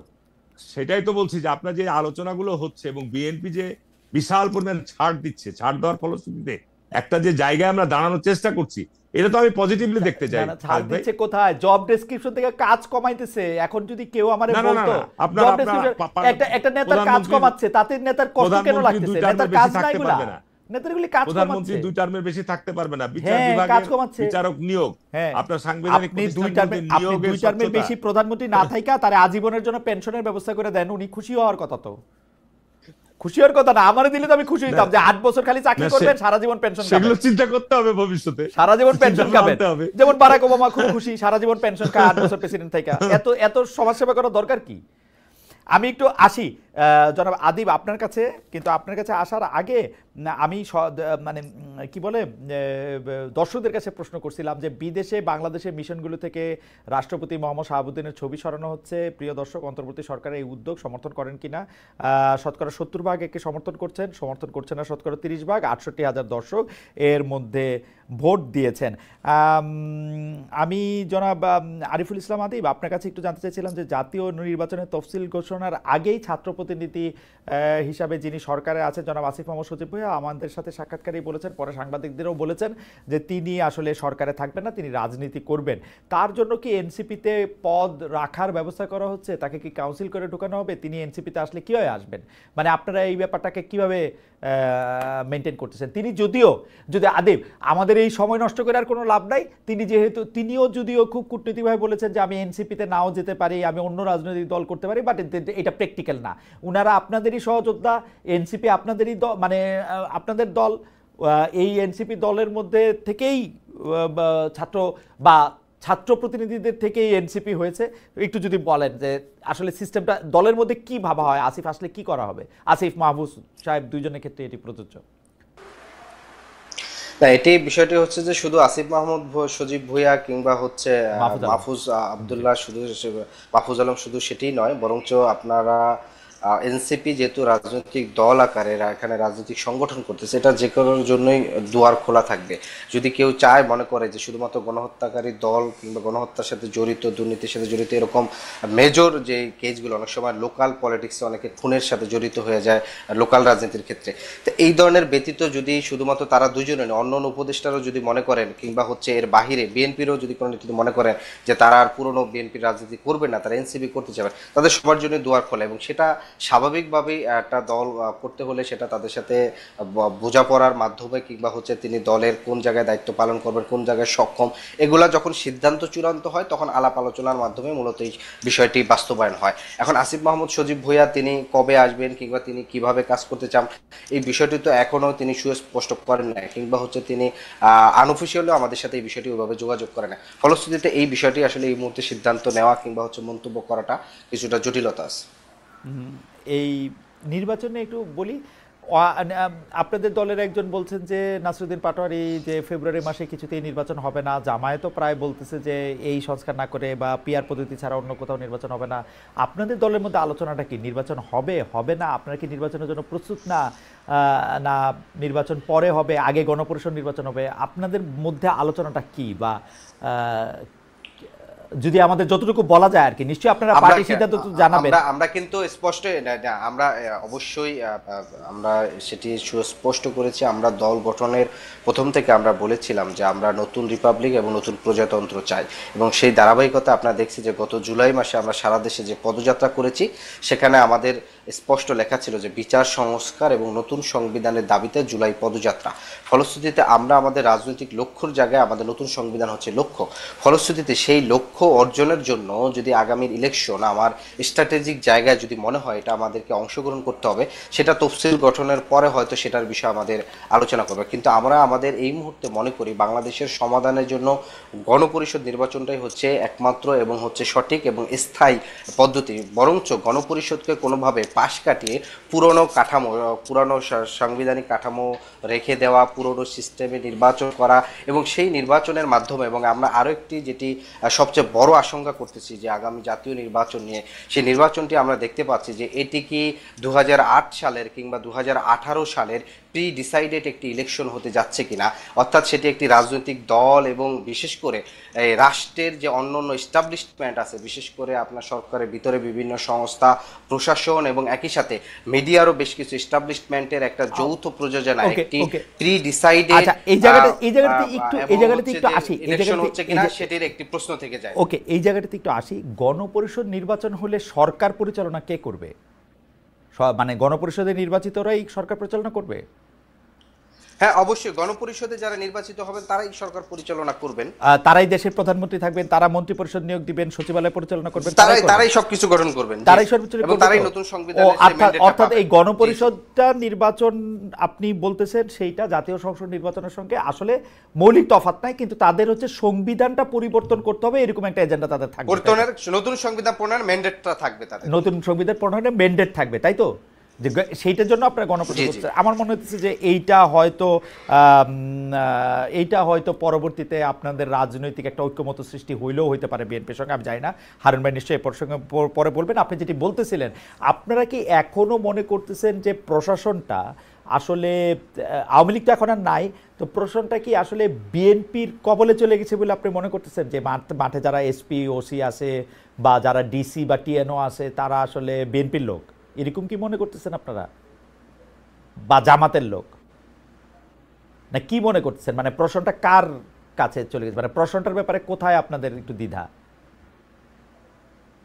এটা কি ভাই আমাকে? জি জি আদিব আপনাকে বলছি, আপনাকে বলছি। আচ্ছা হ্যাঁ, এই জায়গাটি শুনেন, এখানে সুস্পষ্ট বিষয় সেটি হচ্ছে যে আমরা যে আশঙ্কাটি করছি, যে আপনি দেখবেন যে কিছুদিন পূর্বেও কালের কণ্ঠ যে নিউজটি করেছে, বিশেষ করে যে বিএনপির সাথে একটা সিট বা আসনের একটা সমঝোতা হচ্ছে, তাহলে এই যে সমঝোতা হচ্ছে এবং এই তথ্যটি মিথ্যা একটা তথ্য জাতির সামনে দিয়ে, অর্থাৎ পুরো জাতিকে, অর্থাৎ এমন একটি ভাইব দেওয়া যে পুরো ইলেকশনটি হচ্ছে আসন সমঝোতার ভিত্তিতে, অর্থাৎ এখানে দিচ্ছে কে? বিএনপি দিচ্ছে। তাহলে বিএনপি যদি এই আসন দেয়, আমরা তাহলে তো 2008 সালের যে নির্বাচন, 18 সালের নির্বাচন হারুন ভাই, এটা আরো সে বাস্তব অভিজ্ঞতা, বিএনপি সহ সবগুলো দল ডক্টর কামাল হোসেনের নেতৃত্বে একটি গিয়েছেন যে একটা কার্যকর বিরোধী দল কিংবা একটা সরকার গঠন করবে, এরকম একটা বিষয়। কিন্তু আমরা পরবর্তীতে কি দেখেছি, যে সেখানে গিয়ে তারা কিন্তু প্রতারিত হয়েছেন, রাজনৈতিক প্রতারণার শিকার হয়েছেন, অর্থাৎ প্রি ডিসাইডেড। এখন আমি একটু শেষ করি ভাই। জি জি শেষ করেন, কিন্তু আসলে প্রেমিসটাই একটু আপনাকে একটু বলা দরকার ছিল। আপনারা যে পত্রিকার বা গণমাধ্যমের একটা সংবাদের উপর ভিত্তি করে যেটা আশঙ্কা করতেছেন বা যেটা আশা করতেছেন, সেটার ক্ষেত্রে আমি আপনাকে বলতেছি যে 91 সাল থেকে 96, 99 সবসময় পত্রপত্রিকায় এরকমভাবেই ইলেকশনের তফসিল হওয়ার আগে বা 4-5 মাস আগে, হারুন ভাই ভুল হইলে আমাকে ঠিক করে দিয়েন, যে তারা এরকম বলে এরশাদ সাহেব এবার বিএনপির সাথে জোট করতেছে, এইবার এরশাদ সাহেবের দল ভাঙা গিয়ে একটা আওয়ামী লীগের সাথে চলে যেতেছে, এইবারের ইলেকশন হবে সমঝোতার ভিত্তিতে ইলেকশন, মাঠের আগে টেবিলের ইলেকশন হবে। এগুলি পত্রপত্রিকায় হেডিং করে ভাই, ওইটা প্র্যাকটিক্যাল প্রবলেম না। কারণ হচ্ছে পত্রপত্রিকাগুলি আপনি দেখবেন, এই পত্রিকায় যে পত্রিকার আপনি নাম বলছেন, তারাই 2 দিন পরে বৈঠক করবে যে কোনোভাবেই সমঝোতা হচ্ছে না এনসিপি এবং বিএনপির, কথার কথা আর কি। মানে এইগুলির এত বেশি গুরুত্ব দেওয়ার কিছু নাই, এটা অনুমান ভিত্তিক রিপোর্ট, এরকম এরা করেই। আমি একটা সিমটমস বললাম আর কি, আপনি এটা জাস্ট একটা সিমটমস। আপনি এখানের একটি যে পত্রিকার নামটি আমি নিয়েছি, সেই পত্রিকাটি তো শুধু একটি পত্রিকা না, এটার সাথে বড় একটা এস্টাবলিশমেন্ট, মানে এস্টাবলিশমেন্ট বলতে কি, আপনি যদি তার পিছনের গ্রুপ দেখেন, সেই গ্রুপের প্রতি রাজনৈতিক কিংবা সরকারের আচরণ, এবং সেই গ্রুপ এখন কোন মাধ্যমে, এবং এই গ্রুপগুলো, এই পত্রিকাগুলো এখন কাদের দ্বারা পরিচালিত হচ্ছে। একটা প্রশ্ন করতে পারি, আপনারা কি ইফতারির টাকা ওই গ্রুপটা থেকে নিছিলেন? একটা প্রশ্ন করি মাঝখানে, ইফতারের টাকা কি ওই গ্রুপ থেকে? না, আমাদের ইফতারির টাকা এই গ্রুপ থেকে তো নেওয়াই হয়নি, বরঞ্চ আপনাদের এখানে যে একটা পারসেপশন হচ্ছে বিএনপি বা অন্যান্যরা করে থাকে, বিশেষ করে যে আপনারা দোষর করে সবাইকে, মানে আমি একটা কথা বলে আরেকটা দোষর বলে ফেললেন, অন্য সময় তো যাদের বিরুদ্ধে ফৌজদারি মামলা আছে তাদেরকে কিছু বলেন না। মানে বাংলাদেশের কোন আইন একজন ব্যবসায়ী ভঙ্গ করছেন, উনি কারাগারে আছেন, আর আরেকজন ব্যবসায়ী এখন মৌজ করে আরামে আছেন, সেটা কোন আইনে আমি কিন্তু এটা জানি না। কোন আইনে একটা ব্যবসায়ীর পত্রিকা অফিসে মব হচ্ছে, আরেকটাতে মব হচ্ছে না, আমি জানি না কিন্তু আইনটা কি। না, এখানে আপনি তো স্পষ্ট করে আপনি দেখছেন যে, আপনি যেই প্রশ্নটি তুলছেন, যে একটি পুরো গ্রুপের প্রত্যেকটি হাউস যেভাবে আমাদেরকে ফ্রেমিং করছে এবং অভ্যুত্থানের নেতৃত্ব সবাইকে মিলে, সেটা থেকে আপনার স্পষ্ট বিষয়টি হয় যে এই গ্রুপের সাথে আমাদের ন্যূনতম কোনো সম্পর্ক কিংবা হচ্ছে কোনো ধরনের আলাপ আলোচনা টেবিলেও বসা হয় না। ফলশ্রুতিতে এই যে অভিযোগটা করা হয়, সেই অভিযোগটাই তাদের এই পত্রিকাগুলোর একপাক্ষিক আচরণের মাধ্যমে কিন্তু এটা খারিজ হয়ে যায়। ফলশ্রুতিতে এই যে অভিযোগটা করা হয়, এটা কোনোভাবে আসলে সঠিক না। আমি যে জায়গাটি বলছি যে এইটা একটা সিমটমস, আমি যেই বিষয়টি আপনাকে বলতে চাচ্ছিলাম, যে আমরা কেন আশঙ্কা করতেছি? আমরা আশঙ্কা করতেছি সরকারের জায়গা থেকে সরকার বিএনপি নির্বাচন কিংবা হচ্ছে সংস্কার রিলেটেড যেই স্ট্যান্ডটা নেয় সেই স্ট্যান্ডের প্রতি এক ধরনের হচ্ছে তারা ঝুঁকে যায়। আমি জাস্ট হচ্ছে আপনাকে একটি উদাহরণ দিই। আপনি দেখেন এই যে ঐক্যমত কমিশনের পক্ষ থেকে যে জুলাই সনদের চূড়ান্ত খসড়া যেটা আর কি দলগুলোর কাছে দেওয়া হচ্ছে, সেখানে 8টি অঙ্গীকার নাম আছে। সেই অঙ্গীকার নামার মধ্যে একটি সরকারের ডিজায়ার হচ্ছে যে তারা এই জুলাই সনদের যে বিধিগুলো আছে, প্রস্তাব কিংবা সুপারিশ, সেগুলো সংবিধানের উপরে স্থান দিতে চেয়েছেন এবং একই সাথে তারা হচ্ছে কিন্তু সংবিধানের সাথে সেটা যদি দ্বিমত হয় তাহলে সেটিকে অগ্রাধিকার দেওয়ার চেষ্টা করছেন। তার মানে হচ্ছে কি যে সরকারের ঐক্যমত কমিশনের এমন একটি অবস্থান তৈরি হচ্ছে যে তারা একটি নতুন সংবিধান আশা করতেছেন, অর্থাৎ কারণ নতুন সংবিধান ছাড়া তো আপনার বিদ্যমান সংবিধানের উপরে আপনি হচ্ছে ওইভাবে স্থান দিতে পারবেন না। কিন্তু সমস্যা যেটি হচ্ছে যে এটি যদি আমি একটু অন্যভাবে উদাহরণটা দেই, যে অনেক সময় দেখবেন যে ফ্যামিলিতে ছোট ভাইয়ের হচ্ছে কোনো মেয়েকে পছন্দ হয়, এখন সে এক্সপেক্ট করে তার বাচ্চা হবে, সংসার হবে, কিন্তু পরিবারের কাছে বলতে পারে না যে সে বিয়ে করতে চায়। অর্থাৎ এই ঐক্যমত কমিশন, তার বড় ভাই হচ্ছে বিএনপির ভয়ে সে বলতে পারে না যে নতুন সংবিধান প্রয়োজন, গণপরিষদ নির্বাচন, অর্থাৎ তার ডিজায়ার আছে, স্ট্যাটাস আছে যে জুলাই সনদ যেটা করছে সেটা হচ্ছে নতুন সংবিধান গণপরিষদের মধ্যে রূপান্তর, কিন্তু তিনি হচ্ছে পুরনো পদ্ধতিতে তিনি আছেন। আমরা এই জায়গা থেকে একটু হারুনের কাছে আসি। হারুন ভাই, আপনারা বড় ভাই, সেজন্য জাতীয় ঐক্যমত্য কমিশন ইচ্ছা থাকা সত্ত্বেও বা প্রয়োজন থাকা সত্ত্বেও নতুন সংবিধানের কথা বলতে পারে না, এবং সেই ক্ষেত্রে যদি আপনি একটু বলেন যে নতুন সংবিধানের ক্ষেত্রে বিএনপির আপত্তিটা কোথায়? বিএনপি নতুন সংবিধান, শুধু নতুন সংবিধান না, কিন্তু বিএনপি নতুন সংবিধান করতে চায় না, পুরনো সংবিধান রাখতে চায়, শাহাবুদ্দিন সাহেবের আন্ডারে শপথ নিয়ে তাকেই রাখতে চায় এবং বিদ্যমান ব্যবস্থা বজায় রাখতে চায়। এইটার কারণটা আসলে কি আপনি যদি একটু বলেন। আপনি তো দেশের সার্বিক খবর রাখেন। জি, এই যে আপনার বিভিন্ন কমিশনগুলো গঠন করা হয়েছে এবং জুলাই সনদ একটা তৈরি হচ্ছে এবং সেটাও একটা এগ্রিমেন্ট হবে, আমি আশাবাদী, এবং এখানে সর্বসম্মতভাবে সবার স্বাক্ষরও থাকবে। দ্বিতীয়ত হচ্ছে যে আপনার সংবিধান সংস্কার কমিশনও করা হয়েছে, সেখানে অনেক গুরুত্বপূর্ণ সিদ্ধান্ত হয়েছে এবং সেখানেও কিন্তু সংবিধানের অনেক কিছু পরিবর্তন হবে। এখন এই বিষয়গুলোর প্রতি আস্থা এবং বিশ্বাস রাখতে হবে। নতুন সংবিধান আর সংবিধান যে সমস্ত বিষয়গুলো পরিবর্তন হওয়া প্রয়োজন, বাংলাদেশের 72-এর সংবিধান তৈরি হওয়ার পর 15টা সংশোধনী এসছে এবং এটাই শেষ না। আপনি যদি আজকে বলেন পৃথিবী চলমান, চলছে, চলে যাবে, আমরা আজকে চলে যাব, এরপর আবার দেখা যাবে ওই সংবিধান আবার নতুন করে সংশোধিত হবে সময়ের প্রয়োজনে, যুগের প্রয়োজনে, চাহিদার প্রয়োজনে। এখন বর্তমানে আমরা যে পর্যায় পর্যন্ত আমরা ঐক্যমতে যেতে পারছি, সেই জায়গাগুলো তো অবশ্যই আপনার সাংবিধানিক ভাবে একটা জায়গা আসবে এবং এটা যেহেতু একটা রাজনৈতিক সমঝোতা হচ্ছে, সেই ক্ষেত্রে আস্থা বিশ্বাসের প্রশ্ন। এখন যদি আপনি অনুমান করে আগেই বলে বসেন, অনুমানের উপর কোনো সিদ্ধান্ত নেওয়া যেতে পারে না, অনুমান করে কোনো কথা বলাও ঠিক নয়। আপনি অনুমান করে যদি বলে দেন যে বিএনপি ক্ষমতায় আসলে, আমি সরাসরি প্রশ্ন করি হারুন ভাই, এই রাজনৈতিক ঐক্যমত্য কমিশন, ওই ঐক্যমত্য কমিশনকে কি আপনারা প্রভাবিত করতেছেন? আমি প্রায় দেখি, কিন্তু ঐক্যমত্য কমিশন বিটিভিতে দেখায়, তো আমি দেখি যে সব পার্টির লোকেরা কথা বলতে সময় একরকম, বিএনপি কথা বলার সময় যিনি তাকে ইন্ট্রোডিউস করে দেন তার সেটা অন্যরকম। আলী রিয়াজ স্যার যখন ওই প্রশ্নের কোনো একটা জবাব দিতে চান তার টোন অন্যরকম। আমি কিন্তু যদি ধরেন আমি বিদেশে থাকি, আমি চিনি না কোনটা বিএনপি এনসিপি, বাংলাদেশে 1 2 3 4 5 6 7 8 নাম্বার দল কোনটা আমি চিনি না। আমি তো একবারে চিনতাম যে হ্যাঁ এবার সালাউদ্দিন সাহেব কিছু একটা বলবে, এখন আলী রিয়াজ স্যার ছাত্রের মতো শুনবে যে হ্যাঁ সালাউদ্দিন সাহেব এখন কি বলতেছে। আচ্ছা, এখানে আমার ধারণা যে আপনার এই যে সংলাপের অনুষ্ঠানগুলোতে 32টা রাজনৈতিক দল অংশগ্রহণ করছে। আচ্ছা, একটা বিষয় আপনি বলেন যে আমাদের নির্বাচন কমিশনের বিভিন্ন রাজনৈতিক দলের নিবন্ধন দেওয়ার যে বিধান নীতিমালা রয়েছে, আপনি বলেন তো এই নীতিমালা বিধান অনুযায়ী কি সংবিধান এই সংগঠনগুলোর আপনার নিবন্ধন দেওয়া হয়? অতীতে দেওয়া হয়েছে? না, দেওয়া হয় না বাংলাদেশে। তাহলে আপনি বিবেচনা যখন আপনি যাচ্ছেন আলোচনায়, তখন শেখ হাসিনা নির্বাচনের সময় বলেছে আরে 40টা নিবন্ধিত রাজনৈতিক দল, আরে 32টাই তো নির্বাচনে অংশগ্রহণ করছে, বিএনপি না করলো তো। এখন বিষয়টা হচ্ছে সরকার তো দুষ্ট, আপনি যখন শেখ হাসিনা সরকার তো দুষ্ট, আমার আলী রিয়াজ স্যার তো ভালো। এখন কথা তো হচ্ছে দাওয়াত দিলেন কেন 32টা রাজনৈতিক দল? দাওয়াত 3টারে দিতে, বিএনপি, জামাত। এটা তো আমি বলতে পারবো না, এটা তো আমি বলতে পারবো না। এখন বিষয়টা হচ্ছে যে আপনি যখন একটা সংলাপে বসছেন তখন 32টা দল, তখন বলছে সংখ্যাগরিষ্ঠ দল।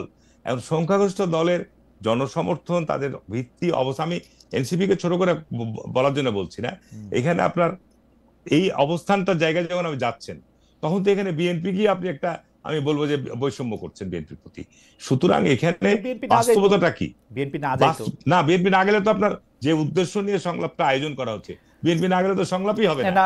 বিএনপি না গেলে তো আপনার সমাধানটাই হবে না। হারুন ভাই, আমি কি হারুন ভাই আমি কি বুঝি আমি আপনাকে বলি, আমি কি বুঝি আমি আপনাকে বলি, আমি আমার ক্লাসের সবচেয়ে ভালো ছাত্র ছিলাম, কিন্তু ক্লাসে যখন হেড স্যার 20 জন ছাত্রকে ডাকলেন আমাদের একসাথে বলার জন্য আগামী মেট্রিক পরীক্ষাটা আমরা কিভাবে অংশগ্রহণ করব, সেই সময় তিনি কিন্তু আমাদের 20 জনকে একই রকম সম্মান দিলেন, একই রকম মর্যাদা দিলেন।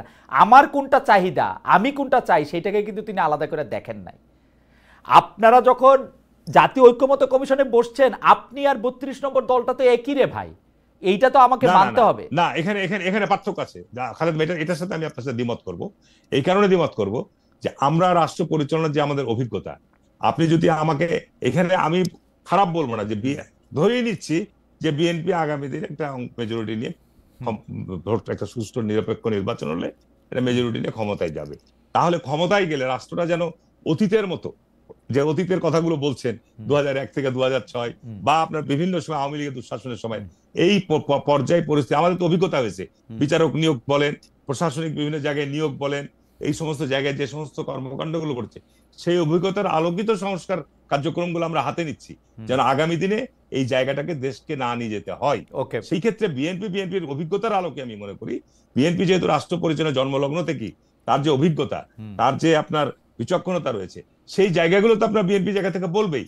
সেই জায়গা থেকে আপনি অন্য দলের সাথে যদি আপনি বিএনপিকে একই পাল্লায় দাঁড় করাতে চান, হবে না। যায় ভোটের আগে পর্যন্ত আমার কাছে মনে হয় হারুন ভাই, আমার কাছে মনে হয় যে হারুন ভাই আমাদের আলী রিয়াজ স্যারের অভিজ্ঞতা কম, সেই জন্য উনি একই পাল্লায় দাঁড় করাতে পারেন না। না, আমি আলী রিয়াজের অভিজ্ঞতা কম বলবো না, না, উনার যদি অভিজ্ঞতা থাকতো উনি সবাইকে একই পাল্লায় দাঁড় করাতেন। উনার অভিজ্ঞতা থাকলে উনি সবাই একই পাল্লায় দাঁড় করাতেন। আমি নির্বাচনই হয়নি, আপনার নির্বাচন এখন সবচেয়ে জাতির যেটা বড় প্রয়োজন, যে ক্রাইসিসের মধ্যে আমরা আছি, এই ক্রাইসিস থেকে উত্তরণের সবচেয়ে একটা বড় প্রয়োজন একটা অবাধ, সুষ্ঠু, গ্রহণযোগ্য, নিরপেক্ষ নির্বাচন। এবং এই নিরপেক্ষ নির্বাচনের মধ্যে যদি আপনার কোনো ধরনের প্রশাসনিক, যেটা নির্বাচন, আমি 30 বছর থেকে জাতীয় সংসদ নির্বাচন করে আসছি, নির্বাচনের মধ্যে যদি কোনো টায়ারের কোনো সরকারি প্রতিষ্ঠানগুলোর, আপনার সেনাবাহিনীর জায়গা থেকে হোক, প্রশাসনের জায়গা থেকে হোক, আপনার আইন প্রক্রিয়া সংস্থার জায়গা থেকে হোক, যদি কোনো ধরনের অনিয়ম পরিলক্ষিত, তাহলে কিন্তু দেশের সর্বনাশ হবে। এই বিষয়টি আমি মনে করি এইটা আপনার চেয়ে বেশি আর কে জানে হারুন ভাই। আমি শুধু বলতে চাইছিলাম, যদি আপনারা রাজনৈতিক ঐক্যমত্য কমিশন যদি বিএনপি নির্বাচনের আগে বিএনপিকে আলাদা এবং সবচেয়ে বড় দল হিসেবে বিবেচনা করে, এইটার খারাপ দিক হলো প্রশাসনে এইটার মাধ্যমে একটা মেসেজ যায়। ভাই, আমার বন্ধুরা তখন একটা মেসেজ নেয় যে এখন তো ক্ষমতায় বিএনপি আসতেছে, আমি বিএনপিকেই তেলাই, আমি হারুন ভাইয়ের ভোট, বা হারুন ভাই যে ভোটের আগে রাত্রেবেলা টাকা বিলাবে, ওই টাকা বিলাবে, ওইটার ব্যবস্থা আমি করে দেই। শুনেন, এই মেসেজটা তো দেওয়া হচ্ছে। আলী রিয়াজ স্যারের অভিজ্ঞতা নাই, সেই জন্য উনি সবগুলি দলের একরকম দেখতে পারতেছে না, বিএনপি কে ওনার বড় ভাই মনে হচ্ছে। আদিব ঠিক, এটা শুধু প্রশাসন না, আপনি যেটা বলছেন যে আগামীতে কোন দল ক্ষমতায় যাবে, তখন প্রশাসনের লোকদের মধ্যে সে একটা টেন্ডেন্সি তৈরি হয়। এটা আমাদের সাধারণ জনগণের মধ্যে, ভোটারদের মধ্যে ফ্লোটিং যে ভোট থাকে, সেটাও কিন্তু আপনার একটা আমার মনে হয় হারুন ভাই আপনার কাছে আসবো, আমার মনে হয় হারুন ভাই আপনার কাছে আসবো, আমি আদিবের কাছে যাই। আদিব, আমি যদি এখন আসলে ন্যায় বিচারের কথা বলি, যেটা আমি আমার শিক্ষক প্রফেসর আলী রিয়াজের মধ্যে দেখি নাই, প্রফেসর আলী রিয়াজকে দেখে আমার কাছে মনে হয়েছে যে উনার কমিশন কিছুটা হইলেও বিএনপিকে বাড়তি বড় ভাই সুলভ মর্যাদা দিচ্ছে, এটা আমি আপনার সাথে কিছুটা একমত। কিন্তু উনি যদি আসলে ন্যায় বিচারক হইতেন, নিবন্ধনহীন এনসিপিকে তো উনার ডাকারই কথা না। আপনারা ওইখানে অনেক বেশি জায়গা পাইছেন, অনেক বেশি কথা বলতেছেন। এখন হইতে পারে আপনারা আন্দোলনের ক্ষেত্রে একটা প্রধান মুখ, হইতে পারে আপনারা আন্দোলনের নেতৃত্ব দিচ্ছেন, হইতে পারে আপনারাই আন্দোলন করছেন, কিন্তু যখন রাজনৈতিক নেতৃবৃন্দদের সাথে কথা হবে, তখন এনসিপির কোনো ভূমিকাই থাকা উচিত না এখানে। অনিবন্ধিত রাজনৈতিক দল ভাই, আপনারাও কিন্তু বড় ভাই সুলভ জায়গায় অনেক ঝগড়া করছেন। একটু সঠিক, একটু তথ্য গ্যাপ আছে।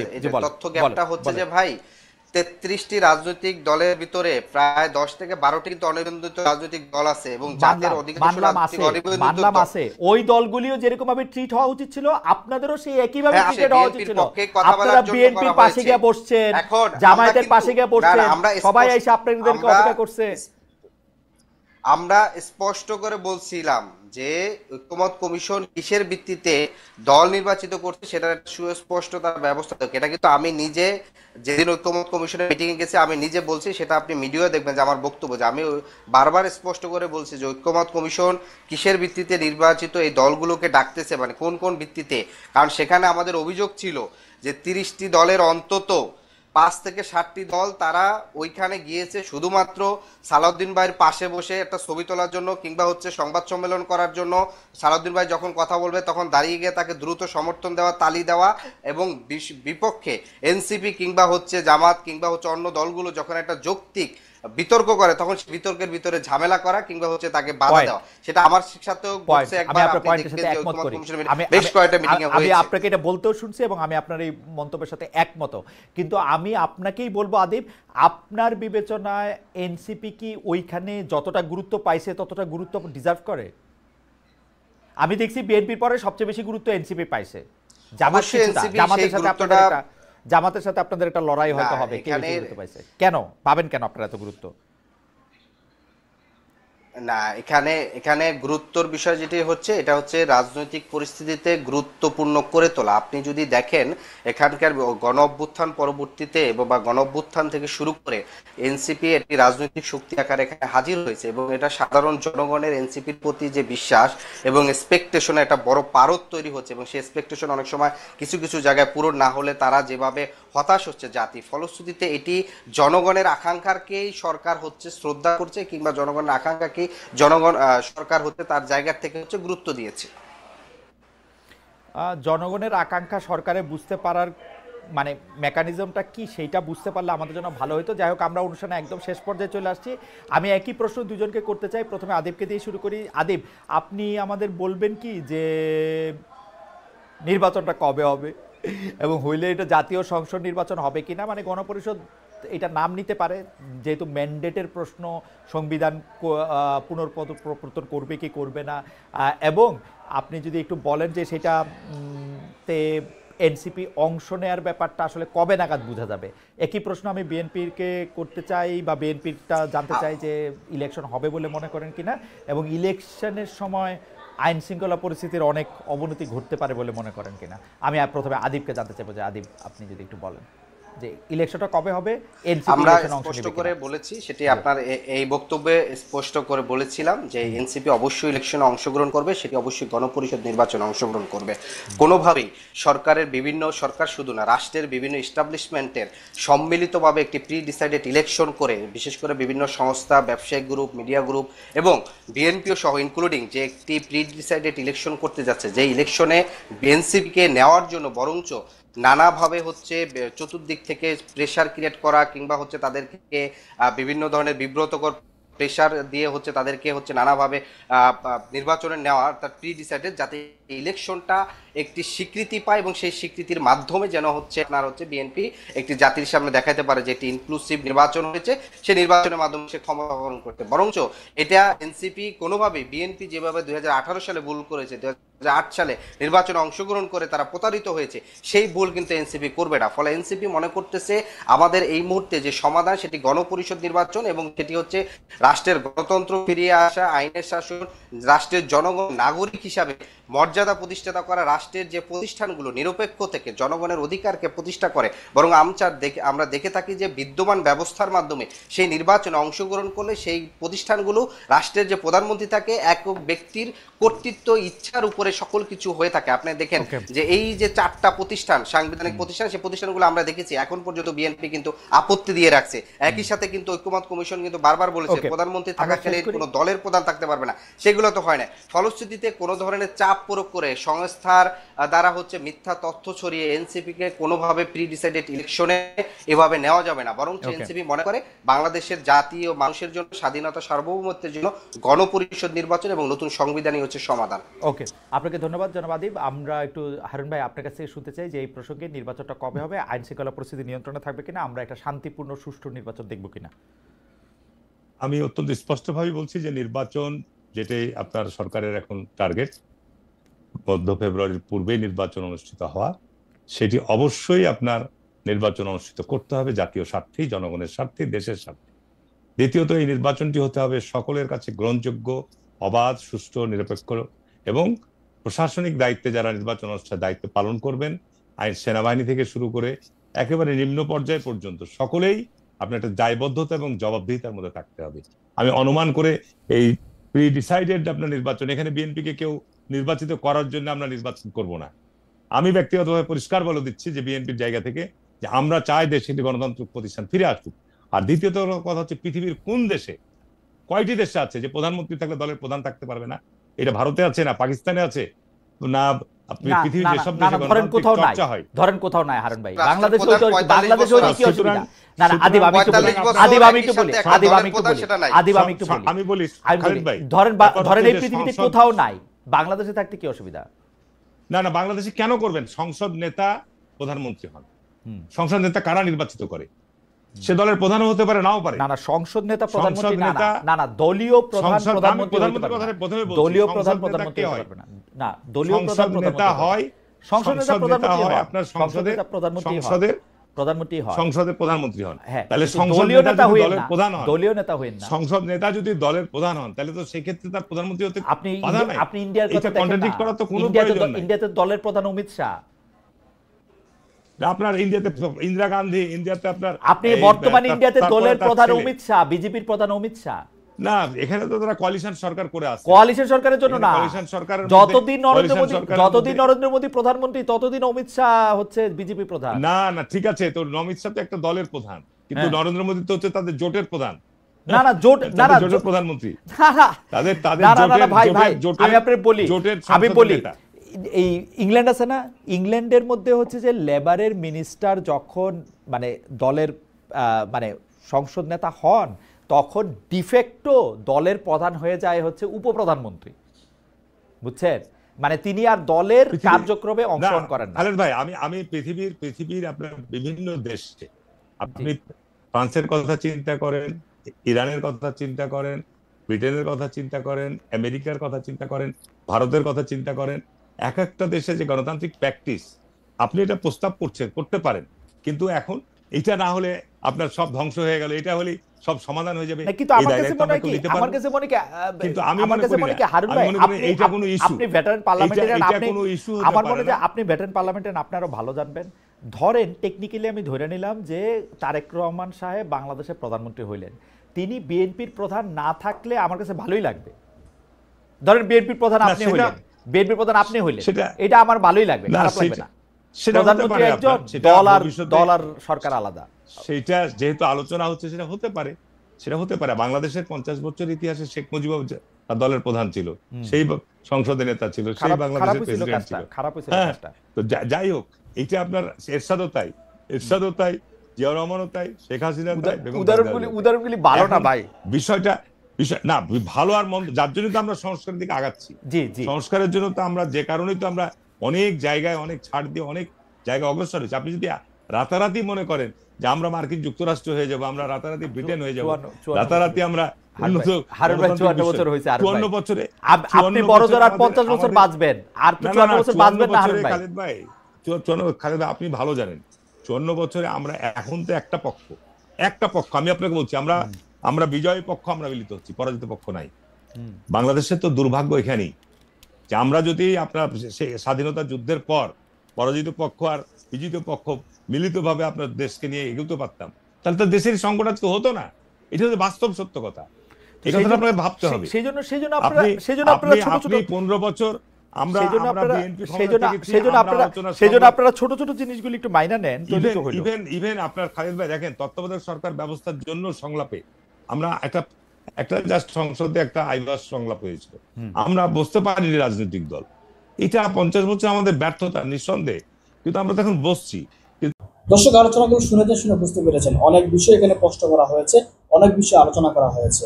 মোটামুটি এনসিপির সাথে কি হয়েছে, যে উত্তরটা, যে প্রশ্নটা করা হয়েছিল, আমি বলবো যে প্রশ্নটা সম্পূর্ণ হয়নি।